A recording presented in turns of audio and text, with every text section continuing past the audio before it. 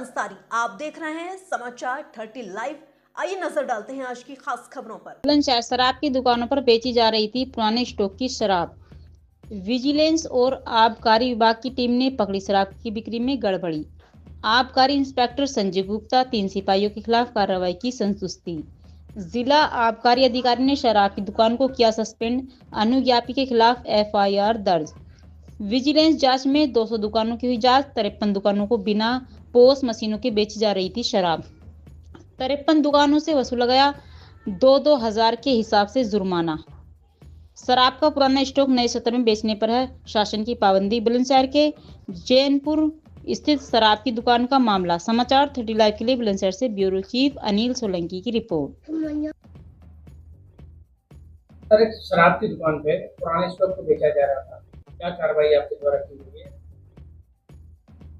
दिनांक 11 मई को कुछ विश्वस्त सूत्रों से हमें जानकारी मिली कि जैनपुर देसी शराब दुकान में, जिसकी अनुज्ञापनी श्रीमती कमलेश है, उस दुकान पर सूचना मिली कि पुरानी मदिरा जो अवैध होती इस वर्ष के लिए, वो 24-25 से मदिरा बेची जा रही देसी शराब।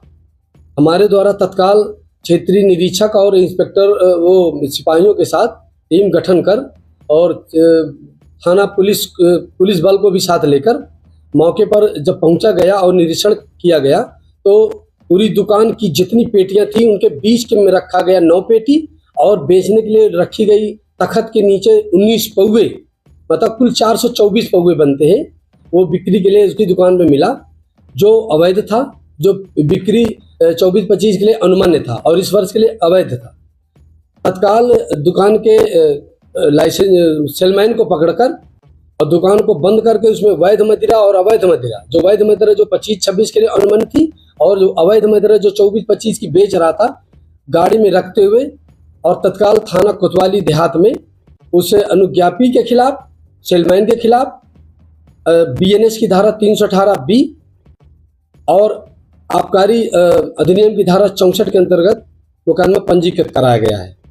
पुरानी शराब का जो है क्या नियम है? उसको डिस्ट्रॉय करने का नियम है? क्या नियम है उसको बेचने का? क्यों नहीं बेचा जाता? पुरानी मदिरा यदि अनुज्ञापी घोषित करता कि मेरी मदिरा बच गई है तो उसको आबकारी अभिरक्षा में लेकर विभाग द्वारा उसको एक समिति का गठन होता है DM साहब के नेतृत्व में, और वो समिति के द्वारा वो दुकान मदिरा को विनष्ट कराया जाता है।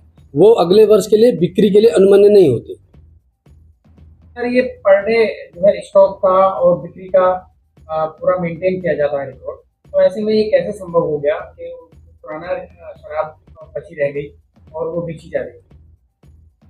विगत वर्षों में जब दुकानें रिन्यूअल हो रही थी तो अनुज्ञापी को 5 अतिरिक्त दिन दिए जाते थे। इस साल वो नहीं दिए गए क्योंकि व्यवस्थापन ई लॉटरी से हुआ है, तो लास्ट में 1-2 दिन पहले ही बिक्री हो करके वो रजिस्टर में उसको अंकित कर देता है। ऐसा संभव है कि अनुज्ञापी ने बिक्री दिखा दिया हो और उसकी कुछ पेटी बच गई हो, जो चोरी से उसको कहीं रख के छुपा के रख देता है, और हो सकता है कि वो ऐसे ही माल रहा हो। यही संभव जो पकड़ा गया है।